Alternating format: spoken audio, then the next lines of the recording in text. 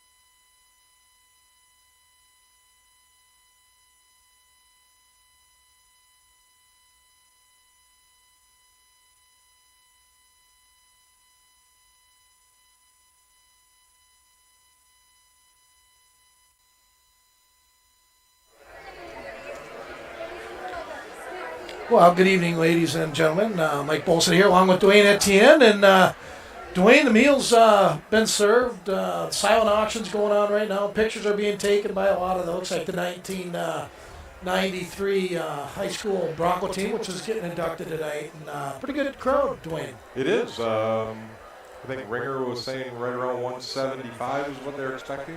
Yeah. Very good crowd and very diverse, well-diverse crowd. Of course, that's what these things are about, and different generations of people getting together from the 70s all the way, even the 40s to Joe Crotty, which I believe is in the 50s and 60s, and we get into Sammy in the 70s and the Erickson girls in the 80s, and of course the 90. It's the 92 or 93 team? 93? 93, yeah, exactly. Which are actually graduates of 1994. Football teams are based on their year, or the time of the year they played. So since they play in October and September of 94, they're actually graduates of the 94 team. So anyways, enough on that. Yeah. So anyways, lots of ex-Hall of Fame members here. I see Deanie Blaze is here, and of course, Stuart Norquist, and he's always going to be here because he's a big part of this. But good to see them guys here. And Dwayne, what we're going to do is I got two guests going to come on about 5 minutes to. Mary Rule's going to join me first, and her dad was on the 1946 football team, which I found to be quite interesting. And then Billy Johnson's going to join me, and he's going to bring up some great stories, all good, of course, on Gary Sampson. That should be a lot of fun. So we'll be back in about 8 minutes, and we just want to tell everybody thanks for joining us, and hope you enjoy tonight's ceremony.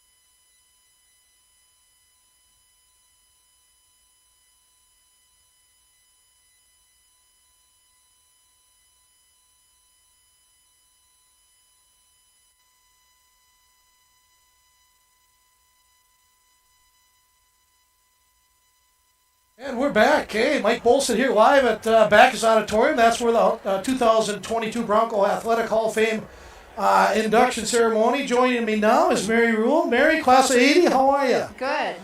Good to see you. And we were talking before this and trying to figure out, okay, Mary's here. I got to find out why and who's she here for. And you tell the people about your dad, John. All right. My daddy is John Clement Rule. He was in the class of 1946 first undefeated football team. And they got inducted into the ceremony? They were inducted into the ceremony, yes, this evening. He was a very proud football player. He had a scrapbook here. Okay. It even contained the playbook. That really? Yeah, that you could open up and see. I would love to. Do you still have that? Yeah, it's up front here. Oh, I got to go look at that. Yeah, gave that to Tim Ringhofer. Jeez, Mary Rule, of course. Yeah, go ahead. Yeah, so he always loved football, passed that on to us, and we're very excited and hope he's looking from heaven above and having a good time. You look very proud, too, and that's a cool thing. Mary, tell us, everybody, a real quick story. Your dad was actually overseas somewhere when he was 17. And tell everybody about all that. He actually graduated with the class of 47. He should have been 45. He got rheumatic fever in 4th grade. Oh, jeez. And then when he was a junior, after this year of this undefeated team, it was wartime, so he enlisted in the Navy, so he didn't get drafted. Went over, was one of the first ships over after both atomic bombs were dropped.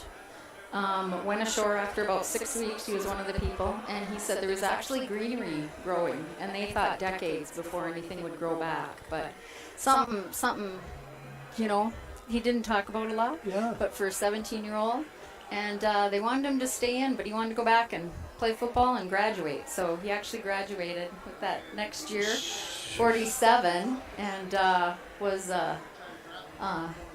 went through the Panama Canal on the way back. Yeah, and so he saw a lot of the world when he was 17, but I Falls was always his home. That's an amazing story. So you go from an atomic bomb to go back home to International Falls to play high school football. Yes. Not many people did that. No. And hockey. And hockey. He's a good hockey player, too. Yeah. There was the last year that they had rec hockey. After that, then they had organized. Otherwise, it was club before that, but yeah. Yeah. Very good. Mary Rule, class of 80, thank you very much for coming here. Yeah, you did very good. Oh, thank you very much. And awesome. I want to give a shout out to the Hall of Fame, the organizers, and this Backus Community Center, the fabulous dinner. Yeah. Yeah. That's great stuff. Thank you, Mary. Thank you. Yeah. Dwayne, good stuff. Mary, actually, she's getting choked up a little bit, I think, there, and she did very good. We got Billy Johnson hopefully coming here pretty quick. I'm trying to get him over. But anyways, what are your thoughts of, I guess, the Hall of Fame and tonight's event so far? Yeah, absolutely. The meal was excellent. Kind of a chicken Kiev, I think. Chicken Kiev. Yeah, when I put my fork into it, Dwayne, the butter, it squirted out. Yeah. And hit me in the stomach. Yeah. And I have no room for that. And the wild rice was really good. It was very good. And what else? The biscuit was good too. Yeah, everything was good. Salad. Yeah. Hey, I got my second guest here, and boy, Billy Johnson's going to join you real quick. It's going to be tough to follow Mary. She did a great job, Bill. Oh, I know that. I've known Mary for years. Exactly. Of course, Bill was a 1978 graduate of Falls High. You and I talking earlier before, and I told you how I saw Sammy's interview and how proud I am about the guy, but you're like his best friend, and you were just out there visiting him. What does this mean to Gary Sampson? Well, I can tell you what, it means a lot to Gary. My wife and I just got back here this past Monday, spending 3 weeks with my good friend. In fact, when I introduced Gary to some friends he's never met, I introduced him as my brother. We've known each other since 2nd grade, and we've grown up together.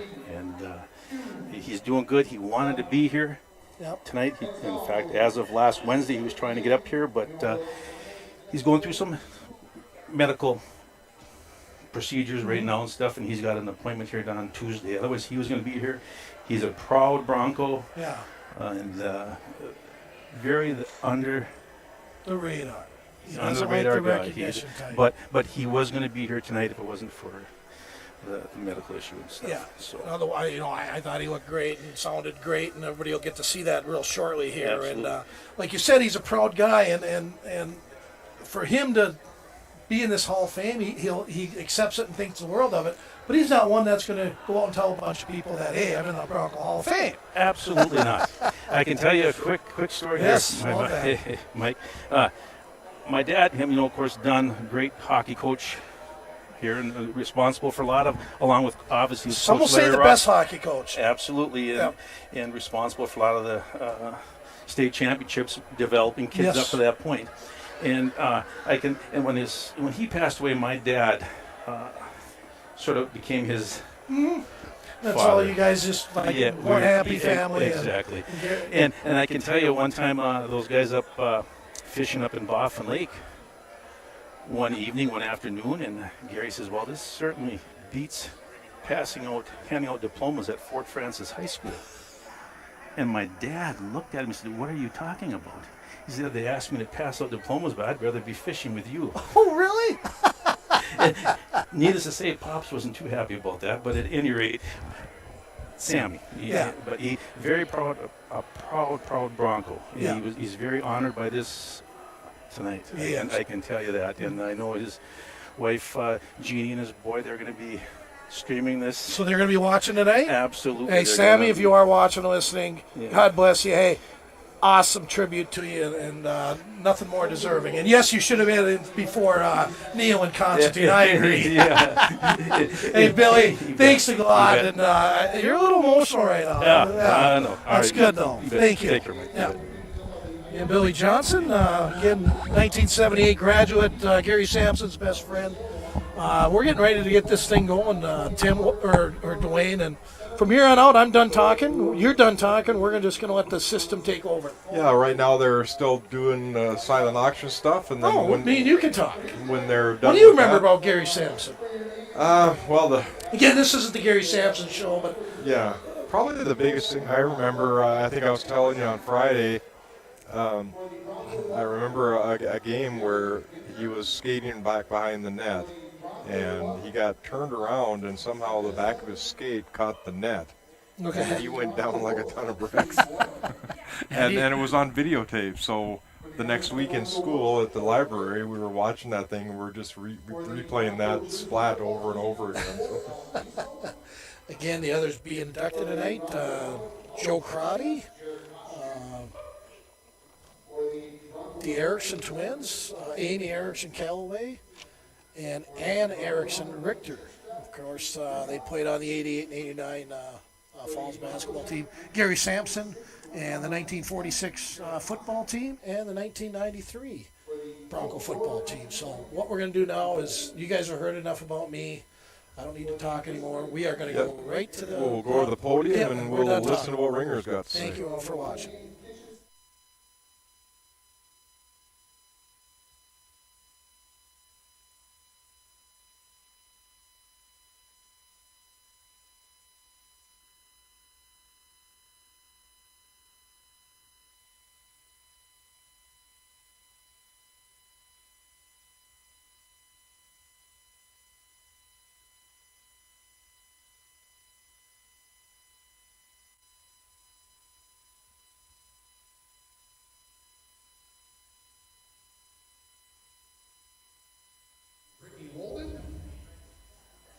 For the Bronco Nagurski Hall of Fame display early photos, Jake Eklund. And the Bronco Nagurski Hall of Fame display with the popcorn box, Julie Boyle. And finally, the Bear Country blanket, that is going to go to Audrey Shute. And I want to thank everybody for participating. And again, you can pick those items up afterwards. And again, if you are interested in the centerpieces, they are $20 each. We will get the program started here momentarily.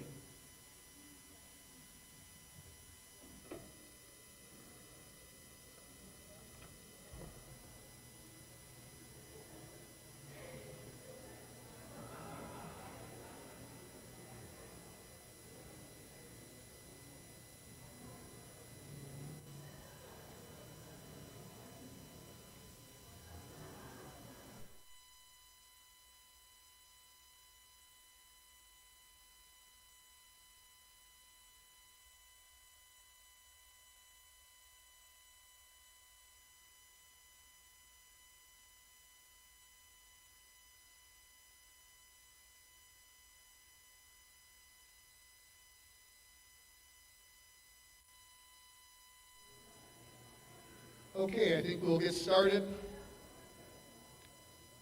Our first inductee tonight is Joe Crotty. Some of you may not be aware, but Joe Crotty passed away 2 Thursdays ago. I know that for Joe, being inducted into the Bronco Athletic Hall of Fame was a great honor. Joe was a two-sport athlete at St. John's, and Joe related a couple of memories to Stuart Norquist that he was very proud to share. In football, Joe played for the great John Gallardi, and Joe overheard Gallardi tell another coach that Crotty was the hardest hitter he had had on the team in 3 years. Joe was also the leading rusher for the Johnnies during his sophomore season. In basketball, Joe was a starter on the Johnnies basketball team for 3 seasons, and he was captain of the team his senior season. I need to come over here and fire a coat. That is.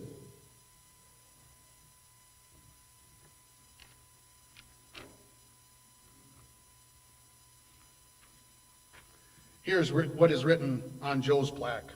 Joseph Joe Crotty was born May 3rd, 1937 in Storm Lake, Iowa. During his high school career, Crotty participated in 4 different sports and excelled in all as he accumulated 9 letters, 3 in football, 3 in basketball, 2 in baseball, and 1 in track. Joe was a member of the Bronco football team that won the 2 Iron Range Conference titles in 1953 and 1954, and a Minnesota State Championship in 1954 as they were undefeated at 8-0-0. Crotty was a star guard for the basketball team that won the District 27 Conference Championships in 1954 and 1955. Joe was a member of the baseball team that won the Region 7 Championship and played in the 1955 state tournament. During that same year, Joe was a member of the first track team at Falls High, and he and his 880-yard relay team members qualified for the state meet. After Joe's graduation from Falls High in 1955, he attended St. John's University in Collegeville, where he played both football and basketball. As a member of the Johnnies football team, Crotty played for the legendary coach John Gallardi. Joe was a starting running back on offense and a defensive back on defense, and returned punts and kicks as well during his sophomore and junior seasons before suffering an injury that made him unable to play most of his senior season. As a basketball player, Crotty played as a freshman and was a 3-year starter at guard, including being named co-captain his senior year. After leaving St. John's, Joe worked for Boeing and various state hospitals in Washington State. Crotty also retired from the Army Reserve at the rank of captain. Joe was living in Washington and retired at the time of his induction. Ladies and gentlemen, I've been asked to read the following written by Joe before his passing. It was a great childhood growing up in International Falls. I consider myself lucky to have been surrounded by the forests, the lakes, the river, and the people of the falls. My high school coaches, Butch Larson and Coach Bergstedt, were standouts at helping young men achieve success in football and basketball, leading to continued achievement in later life. Our principal, Mr. Kelstead, was a remarkable leader, choosing and running a team of teachers and coaches who made Falls High School memorable for us. Thank you for this honor and this opportunity to express my deep gratitude. Ladies and gentlemen, Joe Crotty.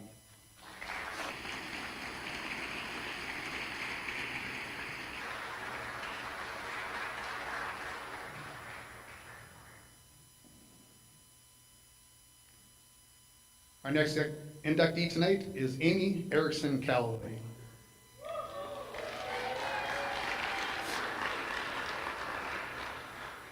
Well, I've been writing bios for the plaques and speeches for the induction ceremony for 10 years. When writing these for people who are being inducted into the Bronco Athletic Hall of Fame, the number of accomplishments and records are staggering, and usually you can't list all of them before you run off the page. Amy is no exception. But what I found interesting was one accomplishment that she mentioned, and it is in her bio, in your program, and on her plaque. Amy owns the single season record for most fouls in a season for UMD women's basketball.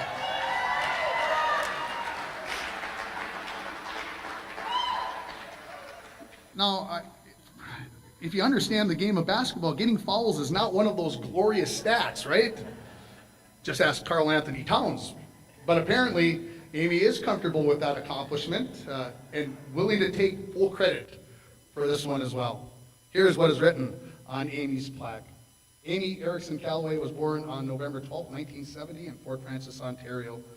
As a Bronco, Amy was a 12-time letter winner, 3 times in cross country, 4 times in basketball, and 5 times in track and field. In cross country in 1984, Amy finished 6th in the region final meet, top 5 advancing to the state. In basketball, Amy was a 4-year starter and a 2-time captain for teams that would win Region 7-8 titles in 1988 and 1989, which coincided with her junior and senior seasons. The Broncos were also Iron Range Conference champions in 1989, and she was named All-Iron Range Conference 4 times. Erickson was a member of 2 teams that played at the state girls basketball tournament with a 4th place finish in 1989. Amy was the first female to score 1,000 career points as a Bronco. Amy was a member of the All-State girls basketball team her senior year. Erickson was also team captain for the Falls track and field teams during her junior season, and the Broncos were Region 7 AA champions that season. Erickson ran at the state meet in 2 different relays during her career, the 4x200 and 4x800, and is a member of 3 relays that still hold the Falls High school records. After high school, Erickson would attend the University of Minnesota Duluth and play basketball for the Bulldogs as a 4-year starter and team captain her junior and senior years. While a member of the team from 1990 to 1993, UMD would win 4 Northern Sun Conference championships and 4 NAIA District 13 championships. Amy would be named All Northern Sun Conference from 1991 to 1993, All NAIA District 13 from 1991 to 1993, and Academic All-American in 1993. Erickson was named Athletic Academic Bulldogs Senior Women Player of the Year in 1993. Amy still holds the Bulldogs single-season record for the most fouls. After graduating from UMD, Erickson coached varsity girls basketball at Carleton High School for the season 1995-96. Amy coached various levels of youth basketball in the Twin Ports from 2011 through 2016. And at the time of her induction, Amy was living in Hermantown with her husband and children. Ladies and gentlemen, 2022 Bronco Athletic Hall of Fame inductee, Amy Erickson Calloway.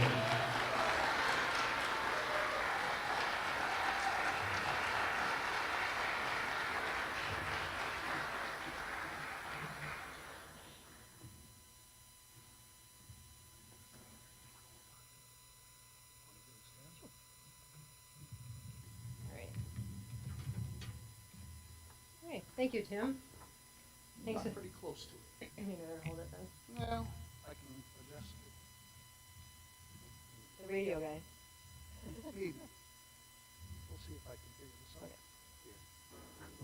How's that? Okay, thank you. Thanks, Tim, for that great introduction.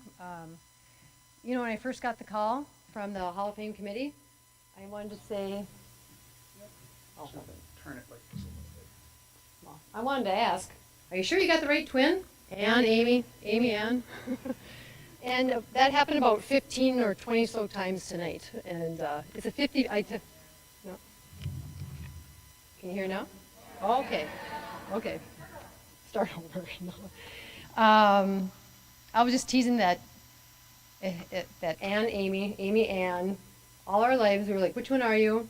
But I couldn't be more proud to be inducted tonight alongside with my twin sister.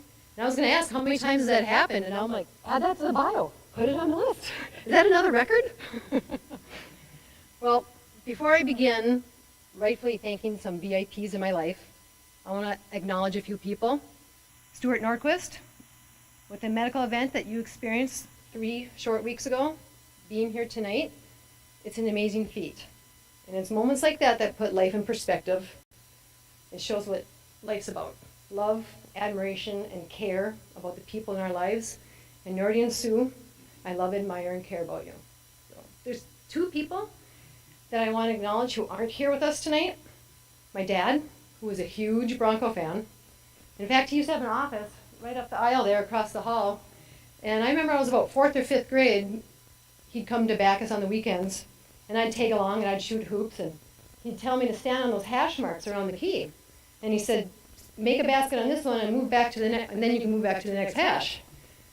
Well, I think I'd still be standing there if I didn't acknowledge another person in my life, and that's Ron Peterson.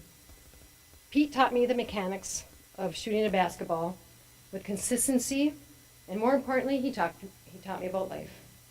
He was a positive force in my life for 40 years. I talked to him on the phone every week or every other week up until his death about 3 months ago.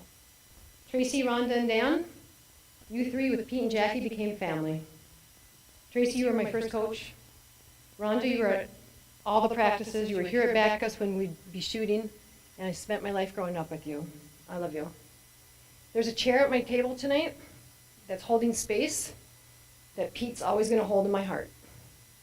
So, okay, I brought something with me here. Something that I dug out and dusted off my high school basketball socks.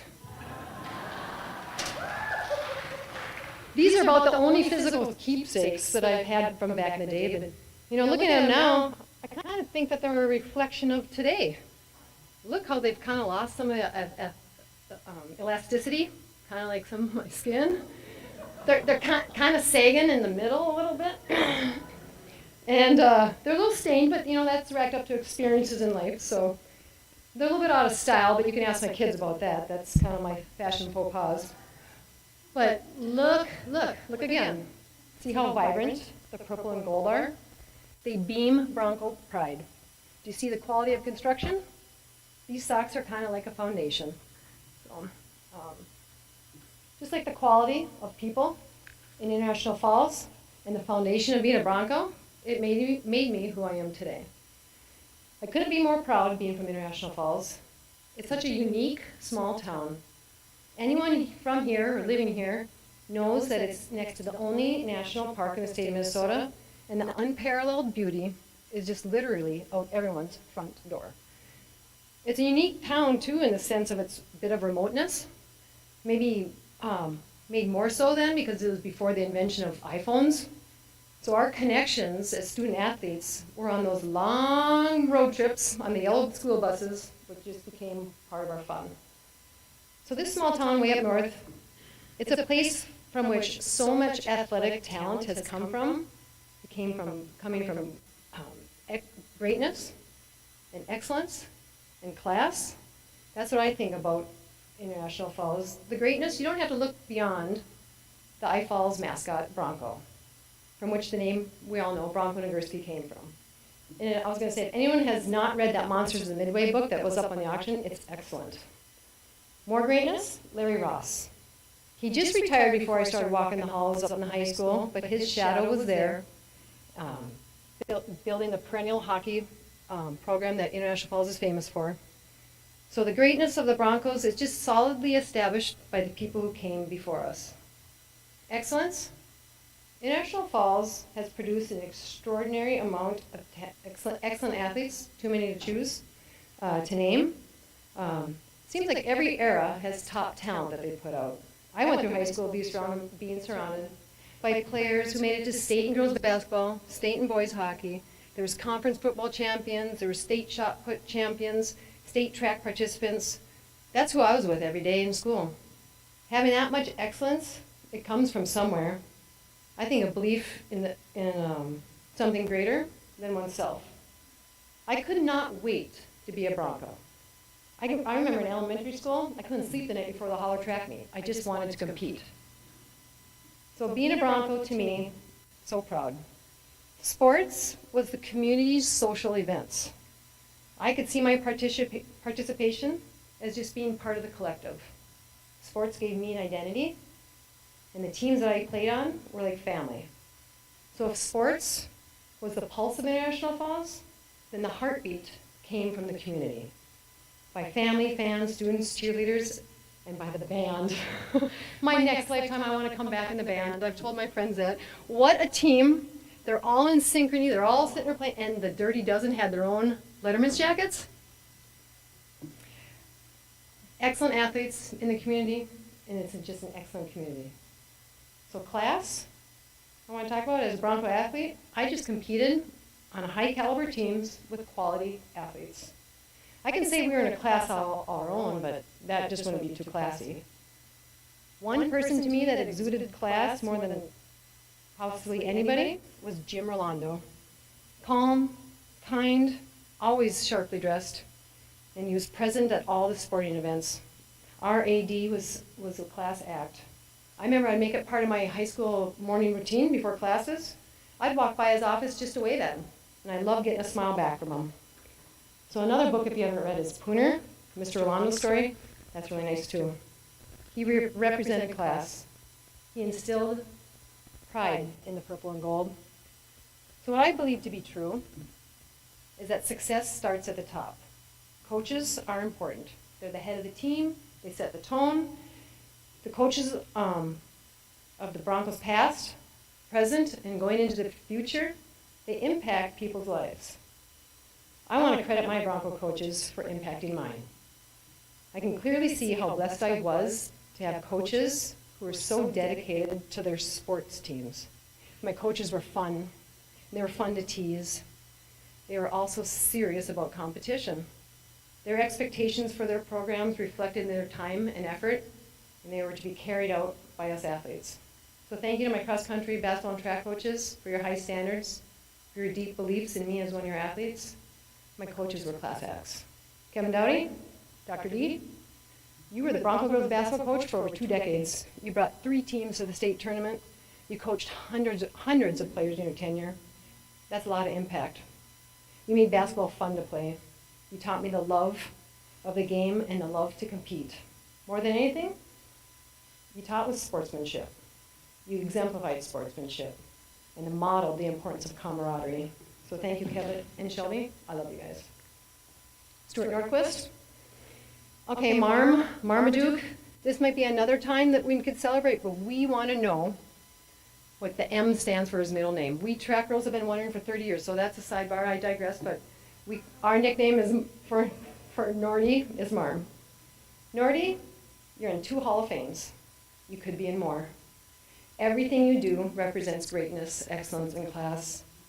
You coached how many years at the high school, and you're continuing to do so at Rainy River, where daily you demonstrate the importance of being prepared, being passionate in your pursuits, and performing at your best. So thank you for your continued impact in my life today. You and Sue are a dynamite and a dynamic couple, and this community is made better with you in it. I love you, Sue and Artie. I want to thank all my amazing teammates. Being part of the team is just one part of being the whole. You can't play the game by yourself, and the success that I had was due in large part to my awesome teammates. Teammates are friends. They can become like family.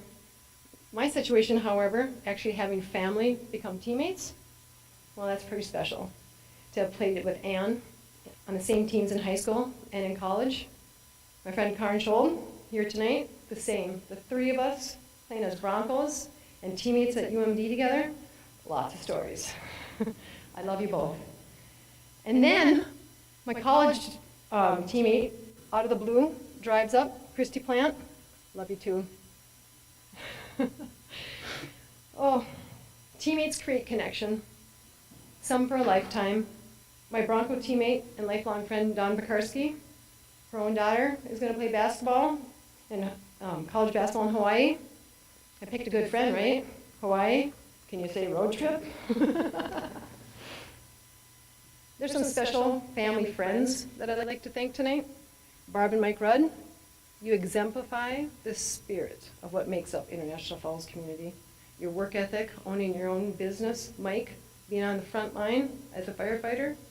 You two opened your arms and heart to me and my family, where we spent many years having holiday dinners together, and half my cookbook was your recipes, so thank you.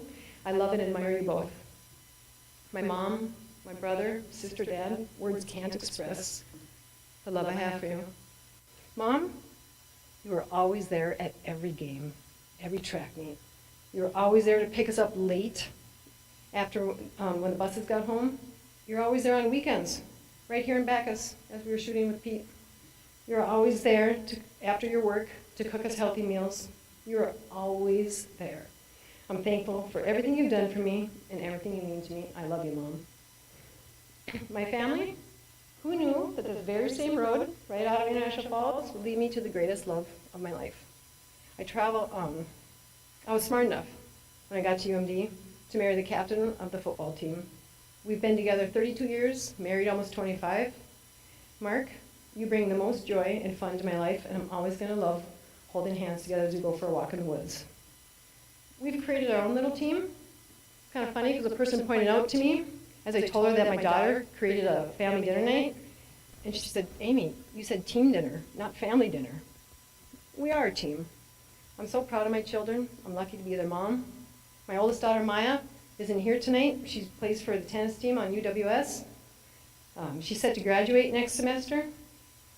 She's on the dean's list, and she's the UMAC player of the Conference Player of the Year. Maya has expanded our family +1 with her boyfriend, Leo. He's one of the loveliest people in our lives. Shay, our middle child, she's here tonight. And not only does she organize our team dinners, she plays singles 1 and doubles 1 tennis, and she's the captain of the Bulldog tennis team. She maintains top grades, and she's studying for the possibility of entering dental school. I love you, Shay, babe. My son Dane, who couldn't be here tonight, as he's down in the cities trying out for a summer hockey league. He's a sophomore goalie on the state champion Hermantown hockey team. I truly love being part of Team Calloway, and I love being a Bronco. Experience is life's greatest teacher, and the experiences that I had growing up in International Falls as a Bronco is why I am who I am. Among all the awesome athletes who have ever competed on International Falls teams throughout the years, it's truly humbling for me and very much appreciated to be recognized. And are you kidding me? I'm going to go into the same club as like Neil Sheehy, Bob Mason. It's overwhelming. I am so happy here to be standing on the stage tonight, surrounded by all this talent, soon to be going into this exclusive club of athletes. Being inducted into the Bronco Hall of Fame, it's beyond meaningful. It's truly one of the highest achievements of a sporting career of an athlete, and I'm blessed and grateful to be a Bronco. I want to thank the Hall of Fame committee. I want to thank my coaches, my teammates. I want to thank my friends and family. And I want to thank this unique small town, a special community that stands apart, surrounded in natural beauty. And I really need to go to Border Bargains. Socks, Botox, not to replace, but just to refresh. So Bronco Pride forever. Thank you.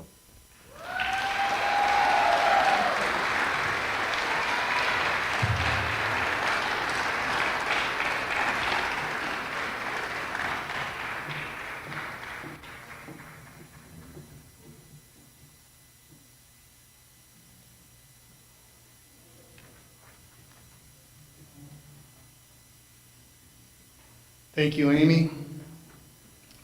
Our next inductee tonight is Ann Erickson Richter.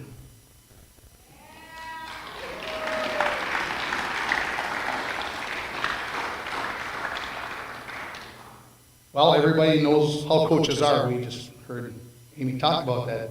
But they tell a story sometimes like a fisherman. The story maybe gets a little stretched, a little bigger, right? To get the point across that the coach wants to make. The other night I was at a meeting and I was talking with Rick DeBenedict, assistant coach for the girls basketball team, who was the assistant girls basketball coach when Ann was playing. He tells me that he told you girls about a winless Mountain Iron boys basketball team that was playing a winless tower in a game, and Frank Overstar from Mountain Iron made 22 out of 23 free throws, and Mountain Iron won by 1 point. The story continued with the idea that if Frank had made only 20 out of 23, which is still outstanding, Mountain Iron would have lost by a point rather than winning by a point. So the point was that every free throw was of the utmost importance. This is a great story. Where are we going with this, Rick? Okay, how does this relate to you, Ann? Well, Rick was very proud to tell me that you, Ann, went out and made 10 of 11 free throws at the state tournament in the only game that the Broncos won at the barn on the campus of the University of Minnesota. And he was very proud of that moment, and that story, maybe that story made a difference. Maybe Frank Overstar was the reason why you guys won that game. Here's what is written on Ann's plaque. Ann Erickson Richter was born November 12, 1970 in Fort Francis, Ontario. As a Bronco, Ann was a 14-time letter winner, 6 times in track and field, 4 times in basketball, 3 times in cross country, and once in football. Ann participated in cross country through her freshman year. She became statistician for the Bronco football team her senior year. In basketball, Ann was a two-time captain for teams that would win Region 7 2A titles in 1988 and 1989, which coincided with her junior and senior seasons. Broncos were also Iron Range Conference champions in 1989. Ann was a member of two teams that played at the state basketball tournament with a fourth place finish in 1989. Ann was also team captain for the Falls track and field teams during her junior and senior seasons, and the Broncos were Region 7 2A champions both years.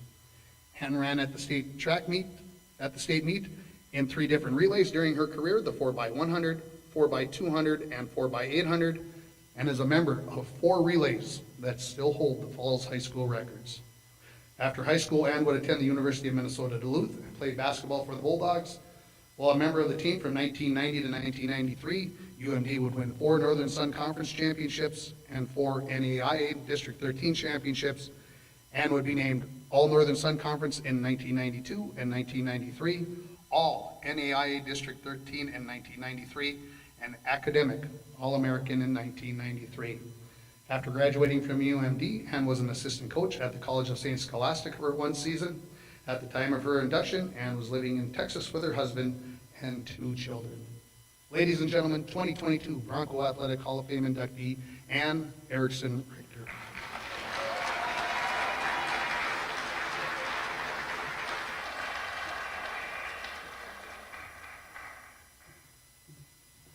Okay, I'll do a mic check first. Test. Okay, I'm good. All right, well, I told Amy, because we didn't know who was going to speak first or who was going to go second. And thankfully, I went second because ditto. Done. Kidding. You just have to sit through another speech. Thank you for the kind introduction, hearing those fun statistics, and thank you to the Bronco Hall of Fame Committee for tonight's event. There's a lot of work and organization that was put forth. Tim had said, plenty of texts, possibly because some don't text back at proper times, but thank you. You're great. I really appreciate the dedication that was put in and devotion that celebrates Bronco athletics. When I look out tonight and seeing everyone, I am really amazed with the continued love and support that this community has, or community, sorry, for all of the Bronco athletics. Thank you to everyone who took time from their evening to help celebrate this special honor for every inductee here and for those that couldn't be here. And standing on this floor just brings back so many memories. And just humor me, one of my favorite singers from the 80s and today is Bruce Springsteen. And I remember a song that he released. It was called Glory Days. I remember listening and singing along to that song and thinking, wow, that might be me someday looking back on my career. And that song really does resonate. I was tempted of possibly singing it, and I know my very helpful and kind daughter, Mackenzie, would be very quick to point out that I would never, ever win an award for singing. So it's best for all of us that I just talk and share the memories. And I hope to highlight the gratitude and appreciation that I have of those days. So these glory days just happened to have been 33 years ago. My husband, Brian, has recently pointed out that he has found some gray hairs. And I like to say those are just sparkles, and hopefully only 33 of them exist so far.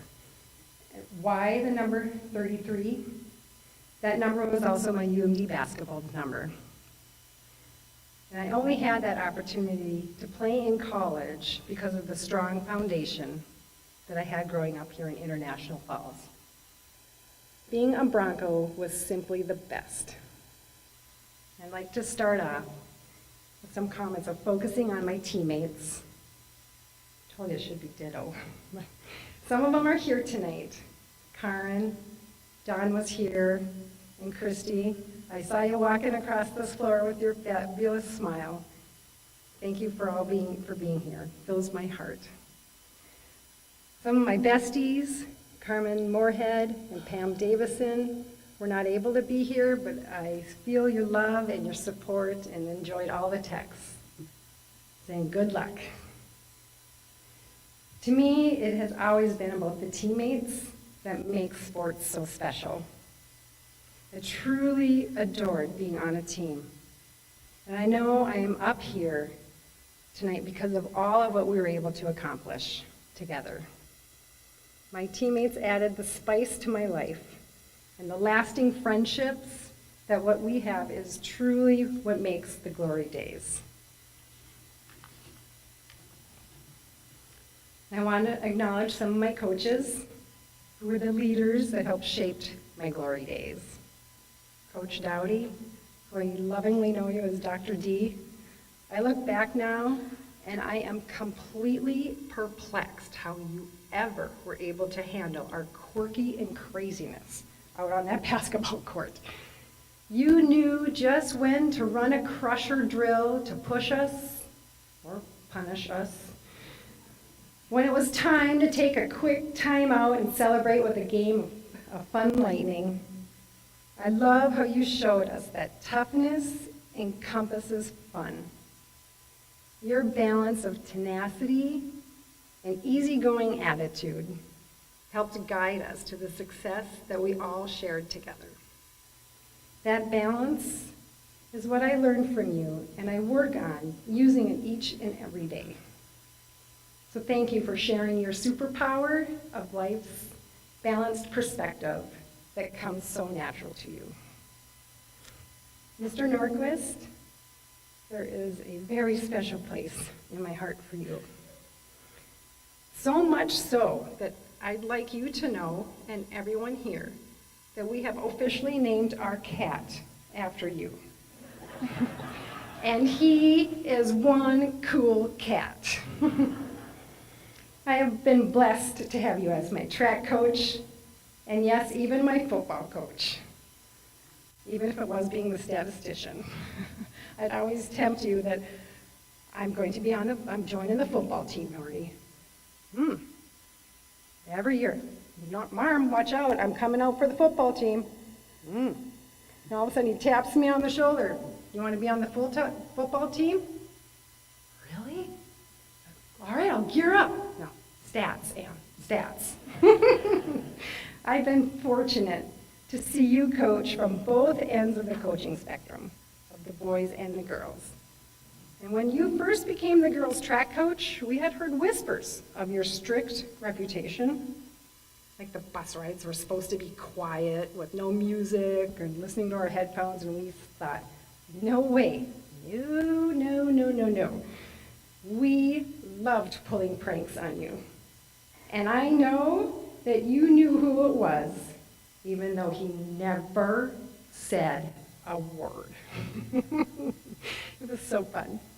You were able to take the talent of each individual runner and get every ounce of success that was just amazing. You built a team. You did this by focusing on the foundation of completing the little things. Now, sometimes the little things were led, and sometimes they were said.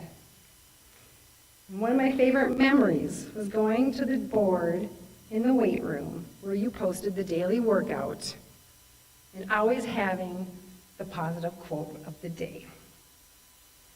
Like I said, it's the little things. And right next to that positive quote, you would post who the current state track leader times were, which was always subtly telling us which way the goals were. We always knew which way you were aiming us. You were a motivator, and you got the best out of each and every one of us. I absolutely cherish my memories of my days running on the track for you.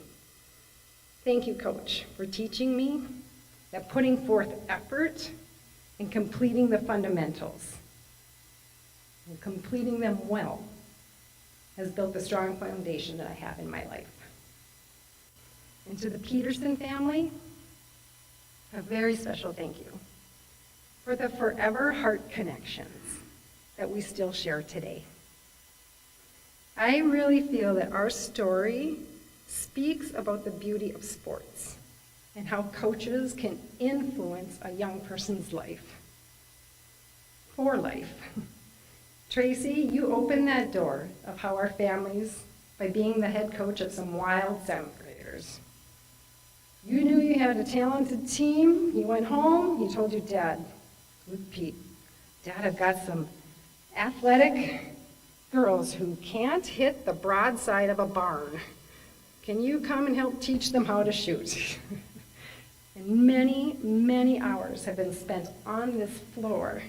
And I look at the basketball, and Pete would be running back and forth between sharing equal time with Amy and me and Karn.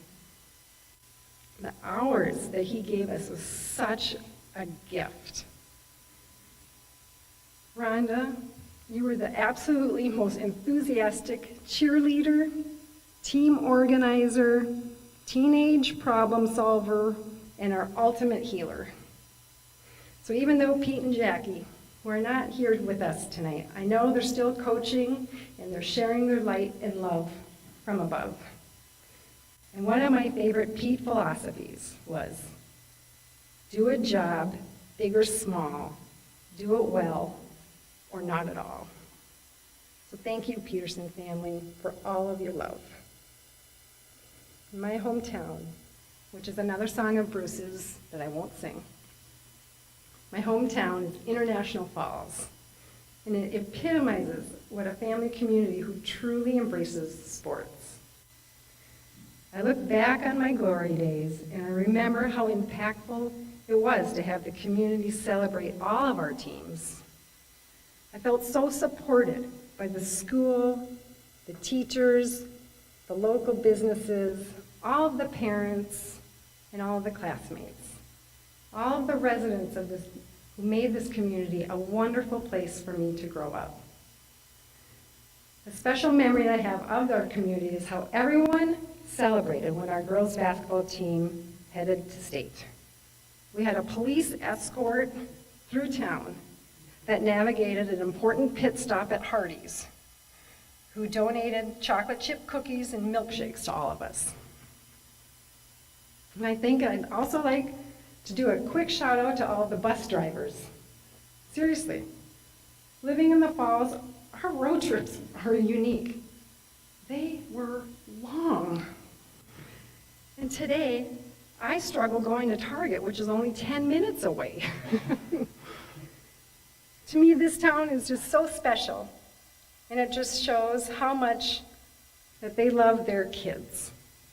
Growing up here in International Falls was simply great. Finally, I'd like to take a few minutes and thank my family. Mom, you're just simply divine. You are my angel on earth. The time that you spent being our taxi at any hour of the day or night, the time you spent supporting all of my interests were invaluable to my success. Your quiet strength is and always has been unbreakable. Amy, congratulations on being inducted tonight. It's pretty unique growing up as a twin and participating in sports, and we did it as strong individuals. It's fun to celebrate this honor together tonight. And even though we now live over 1,000 miles apart, I just have to say, I don't think we've ever looked more alike. You're looking good, girl. I want to dedicate this honor tonight to my husband, Brian, and my 2 children, Thomas and Mackenzie. I feel like I'm on the greatest team. It's fun to be here tonight with you and feeling your love and your support. I keep telling my kids that I am no longer competitive, and they kindly remind me, Mom, look how you behave in the school carpool lane. But I absolutely love my role of being your mom. I hope that you're able to absorb tonight the stories and the messages of what coaches, and teammates, the friendships they give, the community that can bring to your life. And Brian, I am just so grateful to you as my husband. You are my best teammate, and I am so thankful that you always let me win. I want to express to everyone tonight how I truly appreciate this honor. The memories and all of the good times. I want to send out a loud cheer to all of the future girl Bronco players and athletes and wish for all of them to have continued success. And I just appreciate everyone who helped shape these positive experiences of my glory days, and that each and every day is a glorious day. Go Broncos!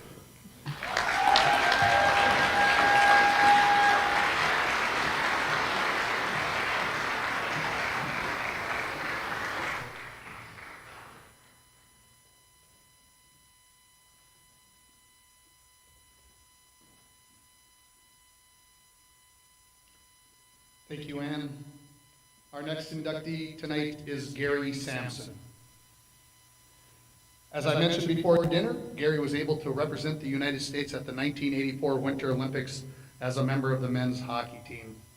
Now, I would guess that a lot of hockey players and other athletes dream of getting a chance to do just that, competing in the Olympics, especially with what had happened in 1980 at the Olympics and told so well in the movie Miracle.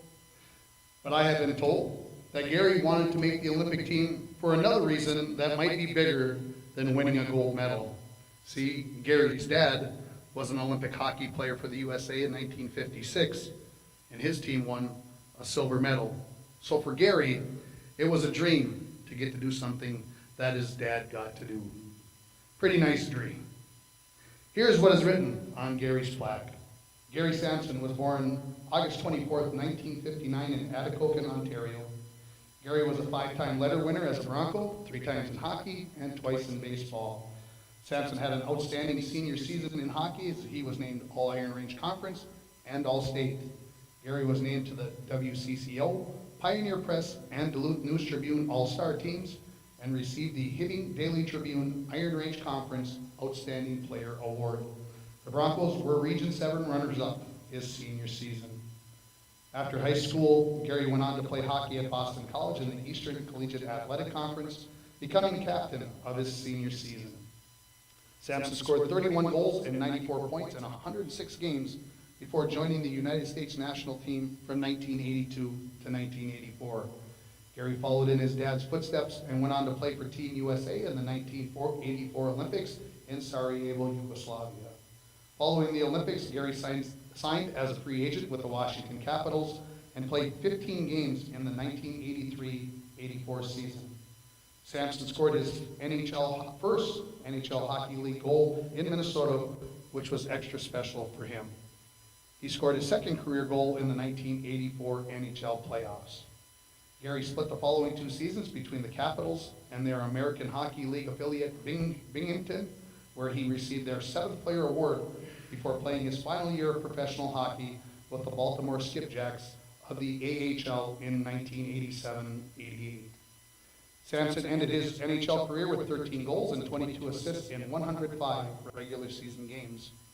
Gary played in Germany in 1988-89, which ended his playing career. Following his career, Sampson coached the Vale Avalanche, Butte Irish, and the Rochester Mustangs. He ended his coaching career with 75 wins, 67 losses, and 8 ties. At the time of his induction, Gary was married to his wife Jeannie, and together they operated the Kodiak Sportsman's Lodge in Kodiak, Alaska. Ladies and gentlemen, 2022 Bronco Athletic Hall of Fame inductee Gary Sampson could not be here this evening, but he did send a video of his acceptance speech. So, bear with me.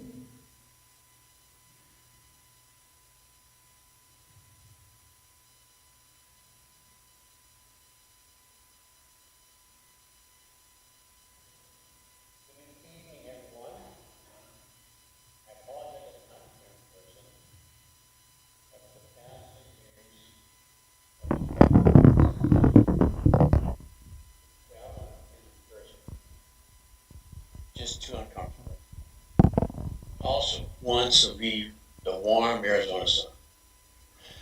Here, it's still winter up there. I'd like to thank the Bronco committee for this induction into the Hall of Fame. I'd also like to congratulate the other inductees tonight. It truly is a great honor. What a great night this is. I do need to ask Stu and Tim what took so long for the phone call. She and Constantine ahead of me? What the hell? No, I'm kidding. I'm very grateful to be included among all the inductees, even those guys. Looking back to my high school years, I realized what a perfect time it was playing hockey. Teams like Rapids, Hibbing, Virginia, Evelyn, Greenway, Fort Francis, all had some great, talented athletes. It was a start that led me on to college, U.S. national team, the Olympics, and then on to the pros. Coach Ross, Coach Burns, and many others helped support me along the way to a career that was exciting, rewarding, and unforgettable. Thank you to all of those that supported me along the way. I always wish my dad, Dan Samson, had seen me play at least through high school. He always told me that he would not coach me, but he never explained why. He passed away before we ever had the chance to know his reason. My mother, however, was another story. After college, I came home and was trying to figure out what I was going to do. Unbeknownst to me, Coach Ross had contacted U.S. Hockey and arranged a tryout for the sports festival. On my way down to tryouts, my mother received a phone call from U.S. Hockey saying I wasn't going to be able to try out because I was not a U.S. citizen. My mom convinced them to allow me to try out, and because of that, I was able to attend that tryout and play for the U.S. national team, which allowed me to try out for the U.S. Olympic team, which led me to the pros. Right place, right time, right people supported me. Well, thank you all for coming out tonight. I'm so short, but thanks again to the committee and to my fellow inductees. Have a great night.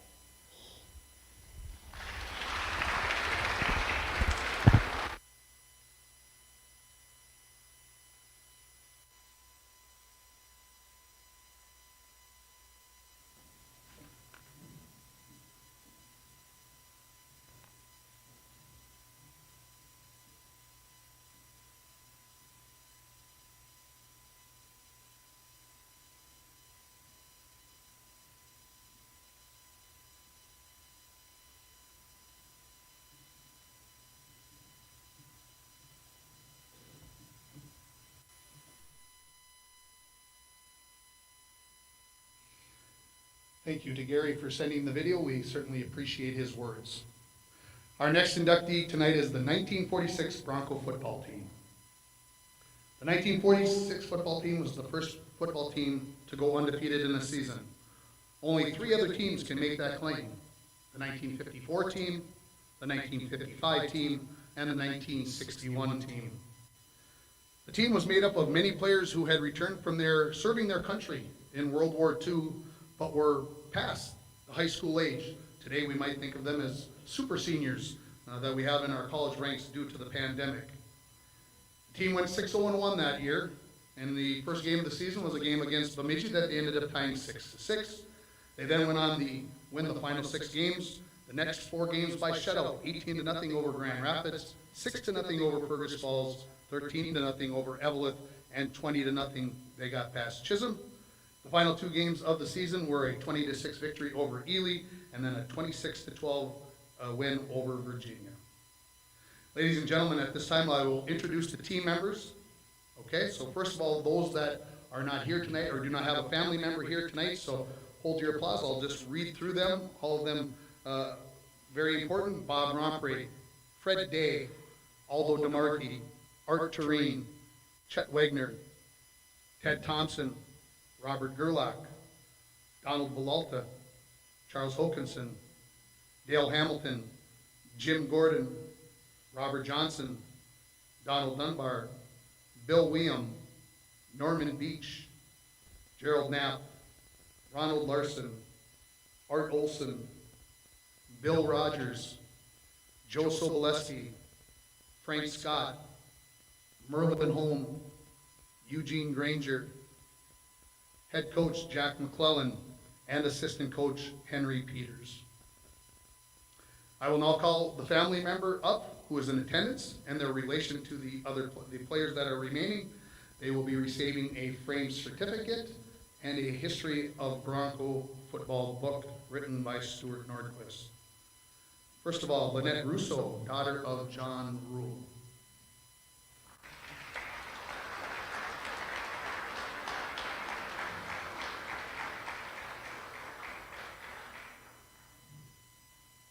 Tara Tonzak, granddaughter of Dick Brown. Please, Lynette, please stay up here so we can take a picture. Thank you. Helen Smirka, wife of Bill Smirka.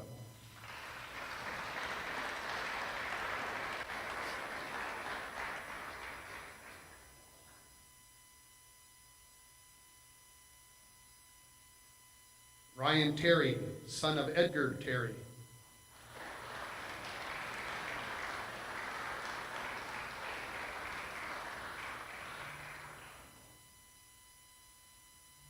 Rob Murray, son of Robert Murray.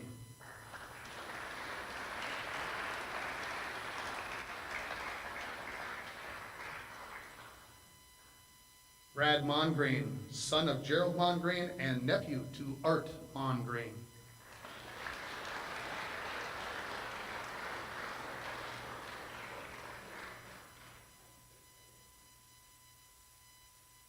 If any family members would like to come up and take a picture, let's be okay to do that right now. Go ahead and get your phones out and go ahead and take a second to do that, please.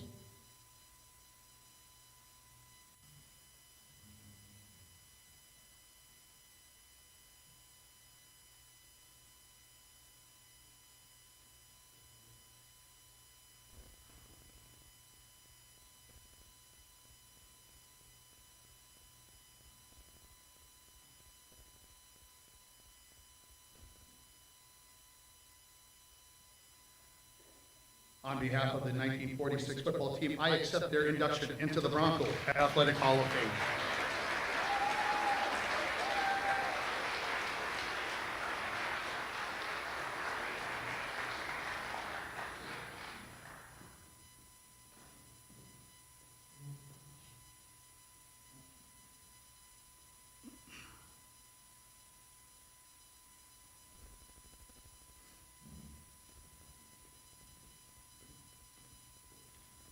Our final inductee tonight is the 1993 football team.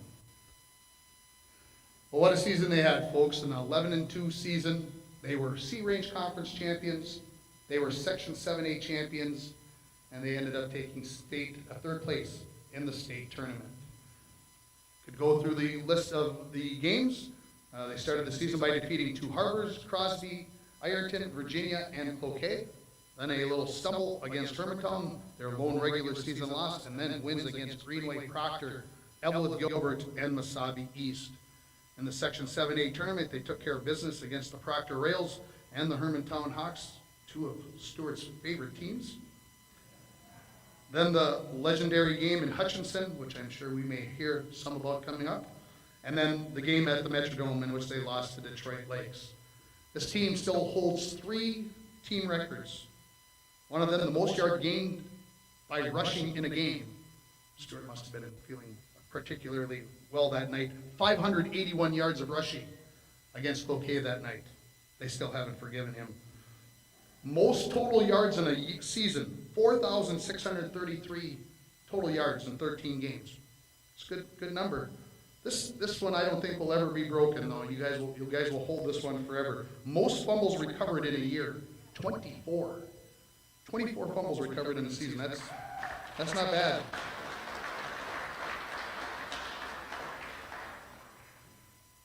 I have to say, this is a team induction, but I have to mention there are some individual records that are still in the record book as well. Most touchdowns by various scoring methods, 6 by Mike Manassa against Proctor in 1993.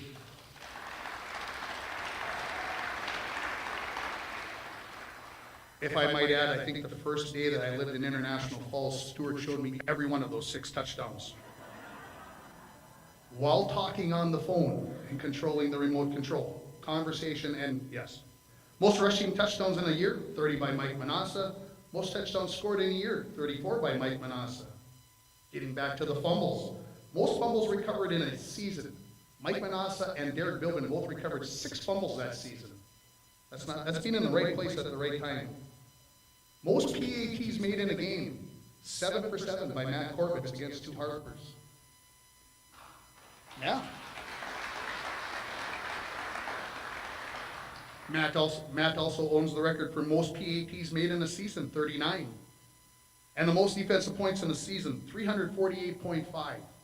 Think about that, Coach Edestead, on what it takes to get to 348.5 defensive points. That's a crazy number. Ladies and gentlemen, at this time I will introduce the team members. First, those that are not here tonight. Gary Jensen, Mike Torgerson, Keith Bolt, Brett Blummer, Stacy Jensen, Toby Alleman, Joe Fulton, Jim Indahl, Adam Johnson, Mark Dugas, Adam Stromstead, Andrea Millette, Andy Shermone, Mike Sutherland, John Pariseau, Jason Reimer, Ben Brown, Chad Johnson, Paul Hilfer, John Bragg, Scott Stromstead, Taj Larson, Jim Peterson, and Justin Harriman. Now for those in attendance, I ask that each individual come up to see Mr. Norquist to accept a framed certificate, a history of Bronco football book, and a plaque if they are receiving one. And this will be done alphabetically, so Derek Bilden.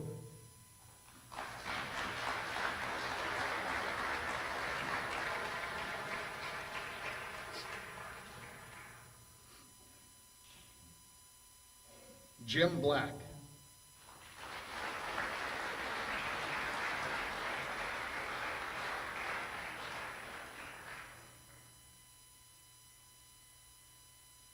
Ben Blaze.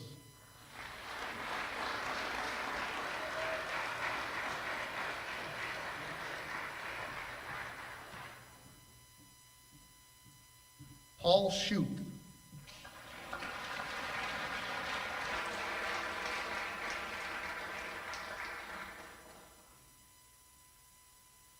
Trent Einecker.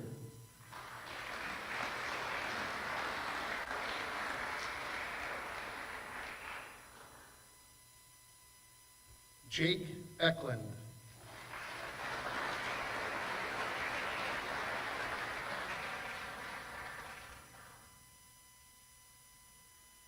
Jim Harchie.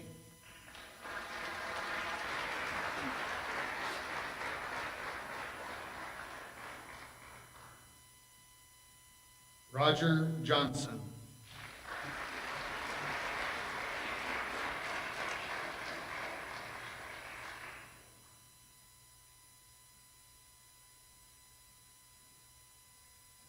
Matt Corbitz.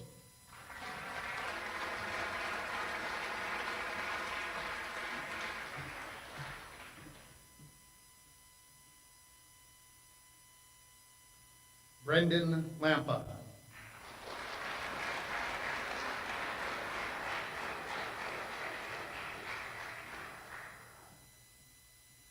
Chad Magner.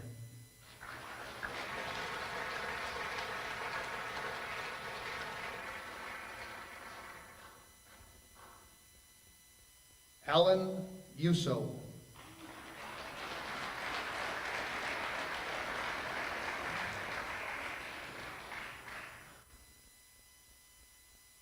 Jeremy Zahn.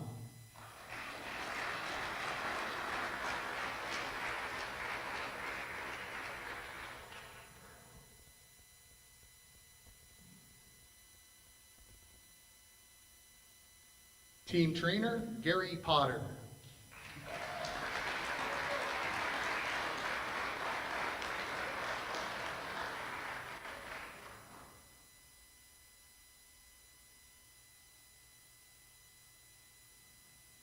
Assistant coach, Howard Levine.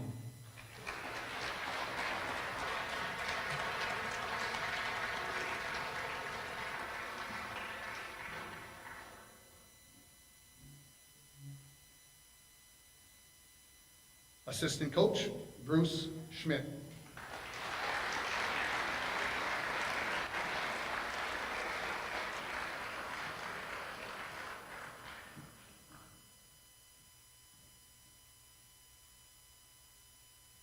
Head coach, Stuart Norquist.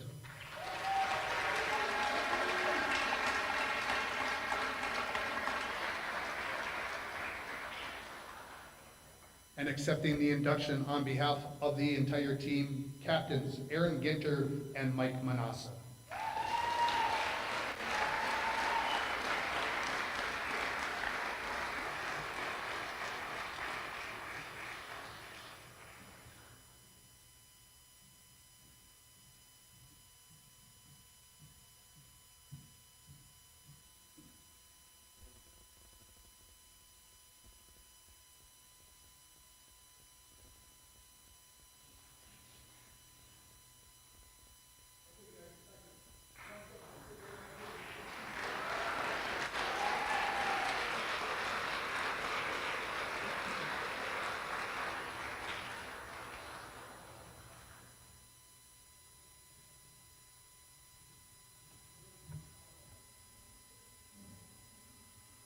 So if you'd like to get up and take some photos, this would be a good time to do so. I know they did take a team photo with Sage Lee's photography, and I know those pictures are available, but this might be more unique, you never know.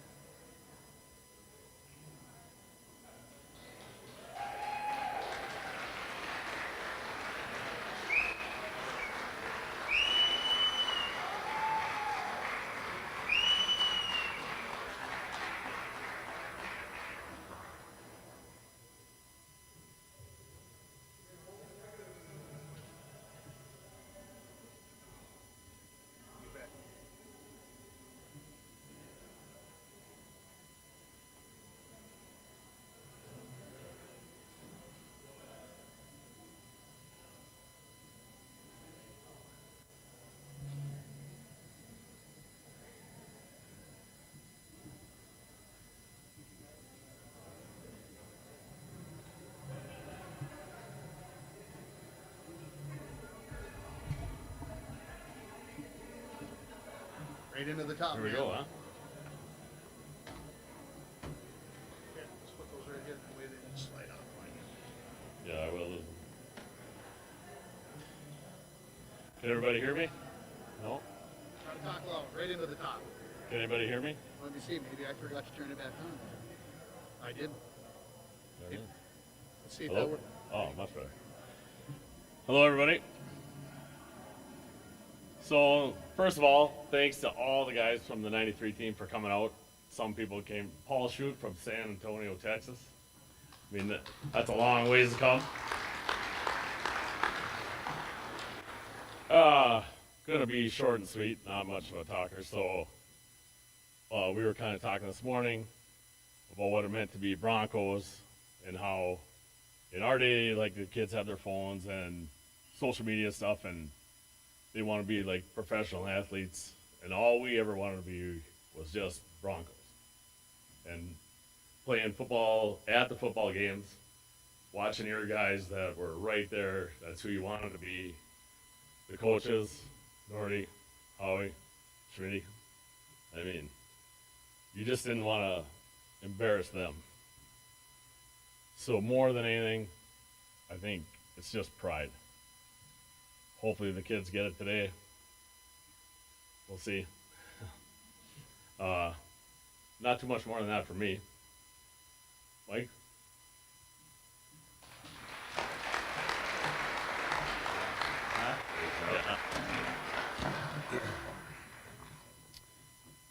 Hello, everyone. I'll just echo a little bit with what Aaron said. Now, I fully understand also that I stand between all of us and the bar again as the last speaker.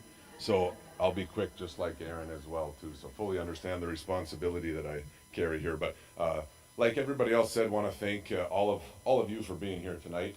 Also with the Hall of Fame committee for all your guys' work. I know Stuart and Ringer do a lot of work for this committee and have for, I believe, all 10 years, I think it, but again, to all of you, thank you. And I want to also say how special this event is, not only to all of us here tonight, but for our community. Everybody has talked about pride that we have in this town, and this is one of those special events, and it's a great thing to do. Really appreciate this, and for all of us, International Falls is a very, very special place for a lot of reasons, and as Amy and Ann had already talked about, sports is a big part of why this place is so special to us, and an event like tonight sure stirs up the emotion and the pride each year in all of us. So again, thank you for all of you guys do for this event. It's very, very special. Again, all the community, kind of the lifting of this all falls on the community.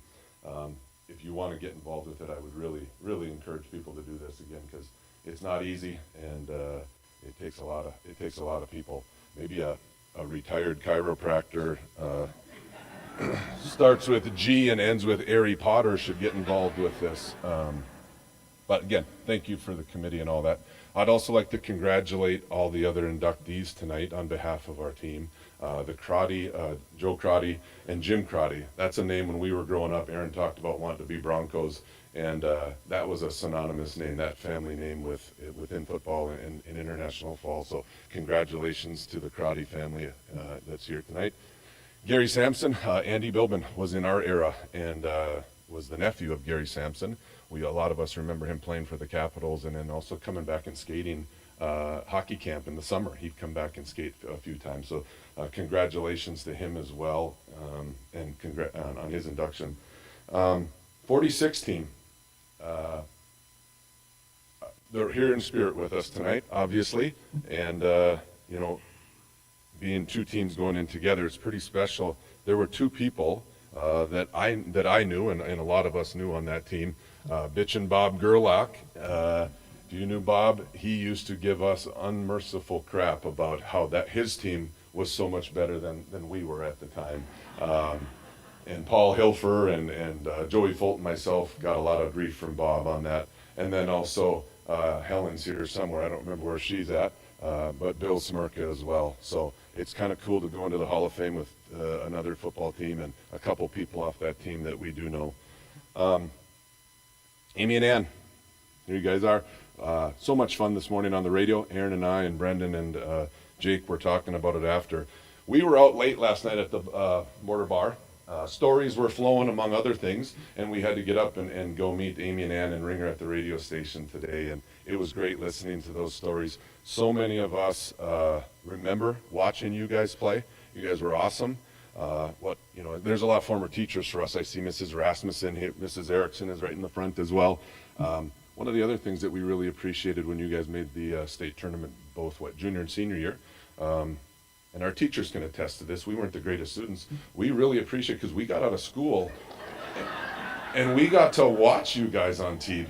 And when a state hockey tournament would go on, when Falls would make state, you'd get out of school and watch it. So congratulations to both of you guys. And again, you hit the nail on the head when you talked about how special your mother is as well. So former teacher of mine and all those speech classes that we had, Donna, back in the day. So congratulations to you guys. And like everybody else has said too, this is such a special place. International Falls is special. We're so fortunate. I know Aaron talked a little bit about our coaches, but the community, Amy and Ann talked about the community as well. Just so fortunate to grow up here in a time when sports mattered. As Aaron said, our role models wore purple and gold. If you were lucky, you saw them at McDonald's or at the Dairy Queen or at the Cine 1 and 2. You'd go and watch them on the court, the ice, the field, and then you get to see them. And that was really special. We always felt that, the expectation, because of everybody before us, was to be good, to expect to be good, to carry on the torch, if you would, to leave the wood pile a little higher than what we found it. And with football specifically, we were fortunate. When we were freshmen, we made a goal. We made a goal that we wanted to be the first team to make it to the Metrodome. We might have been cocky. Well, we were very cocky. But we set that goal out, and it's important to talk about it. Set it out and talk and verbalize it and let it know that that's kind of the goal that we're going to. And we were fortunate to get to the state semifinals. Looking back, we should have set the goal to win the state championship, not just get to the Metrodome. So lesson learned on our behalf there. But again, just a special, special place here. And again, it starts for us as much all the people before us, the people here, the teachers. Can't think of as many teachers that put up with us, I would say, as a team. And so again, it's all of us. It's not just any one thing. It's really hard to really say what's the best or what makes this place so special. But it's in a simple way, it's probably the people.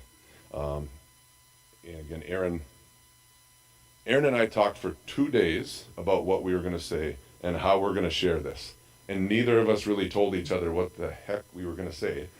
He's like, well, we'll just wing it. We'll just wing it. And so responding off of a lot of what he said, we're fortunate to live in this town, fortunate to be, at the time we were, but coaches. We had Bill Elliott, who was the sheriff at the time in 7th and 8th grade football. Dave Roram was game warden, and Dennis Kaler was the highway patrol. Those three taught discipline. They came with their uniforms on quite a bit. Started to teach us about accountability and focusing and really talking about how important the Bronco football program was. They instilled that in us. That was the first games where we got to leave town and go play other teams, Fort Francis and Black Duck and some of these other towns. That was when we first got to get out of International Falls and play. And to truly really see if we were any good at anything or if we were just full of BS, right? Then we had the honor to go play freshman football. And we were introduced to a word that all of us still remember, and that word is farfignugan. Now, if you haven't bought one of these shirts, George Frake was our freshman coach, and he introduced us to the word farfignugan. Coach Frake was the perfect coach for us. He would pump your tires and deflate your ego all at the same time. He might call you by the wrong last name. Or he might also just challenge you and say, you guys can't as a team do something. You can't, this team will beat you. And he was great. And all of us love you, Coach Frake. Wherever you're at back there, you're one of a kind to all of us. So thank you. Dwayne Johnson, and when we were sophomores, Dwayne Johnson was also a coach. I don't think Dwayne is here. Special guy as well. He started to kind of probably introduce us maybe to a little bit more of a stoic coach, if you would. Instilled discipline, continued to build that. Coach Frake and Coach Johnson, Dwayne, also were the two that introduced us to Bronco football history, right? The Crotty names. When we were playing, George especially was the guy that was always talking about former players, specifically football players, and how great and how tough they were.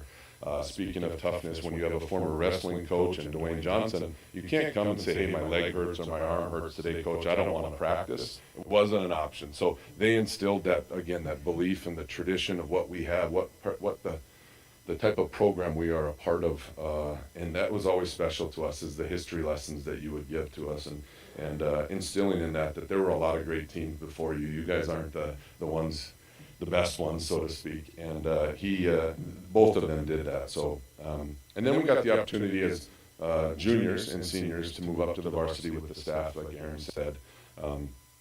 Bruce Schmidt was the line coach. Bruce was always the one that would yell 4 laps. I don't know if Coach Etta said, well, I know you're here somewhere in the room. Yes, there he is. I don't know if you guys still do this, but mental toughness is such a big thing in sports and football. And if you don't, I would encourage you at the start of every practice to have your team run 4 laps. And Schmitty was the one that would always yell 4 laps at the start of practice, and we would have to literally run 4 laps around the football team before we started to stretch. And all of us hated when Schmitty would walk up to the middle. We knew it was coming, and here it goes. It's 4 laps around the field. But Coach Schmidt, thanks for all you've done for us as well. Howard will gladly say he got to coach all the skill positions, right? So again, Coach Schmidt had the line, and Howard had the skill players, right, Coach? We were the skilled players. Howard worked again with all the running backs and the defensive backs and the receivers, and did a great job. Probably the best part with Schmitty and Howard, they were kind of a yin and yang, if you would, to Stuart, right? They were the ones that would come up after maybe you got a talking to or you got disciplined. You two, always, Amy and Ann, you talked about the nicknames you have for Stuart, and all of us would be like, there is no way you're saying anything like that to Stuart. We wouldn't dare move his car. You wouldn't even park near his car. You wouldn't even walk by his car, I don't think. So the way you guys got to play for Stuart is not the way that all of us had that. So, but again, Howard and Schmitty, thank you guys so much. And I mean, there's not enough probably accolades for Stuart. We were on the radio today and we talked about how Stuart's a guy that there's so many things you could say. Father figure, so to speak, to so many of us. Great coach. I think a lot of us last night at Border Bar were talking about how you still use a lot of the life lessons that he would teach you, or the quotes. Somebody had mentioned the quotes, and at the end of every practice, Stuart would give us quotes. And it was truly a pleasure for all of us, Stuart, to play for you, and so many players probably wouldn't be where they are without you. So to you guys, all 3 of you guys, thank you so much for what you've done for all of us. So again, getting to the bar here, just in closing, this is truly a great event. This is truly a special place to all of us. Thank you for this. I'll close with, to the teammates, like Aaron said, thank you guys all for coming back.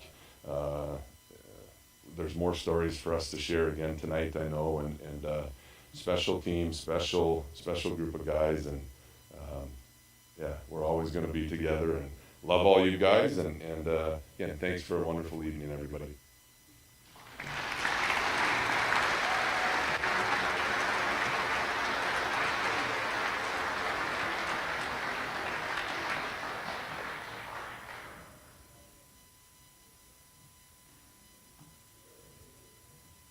Okay.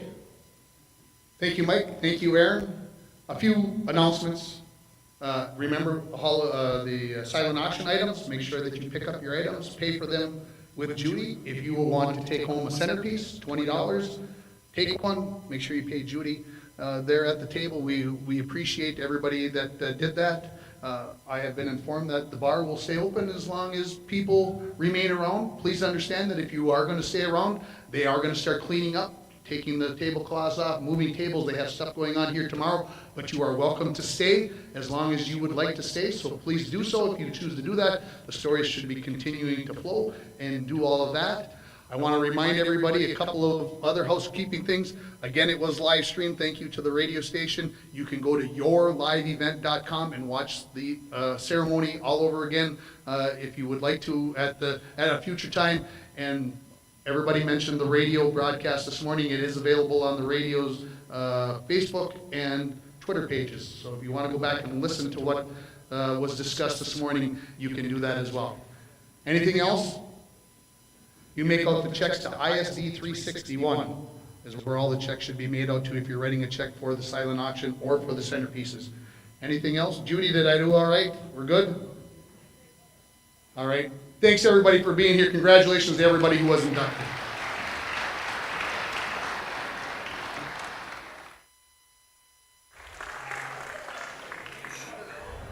And that's going to wrap it up here from Backus Auditorium. Thanks everybody for watching, and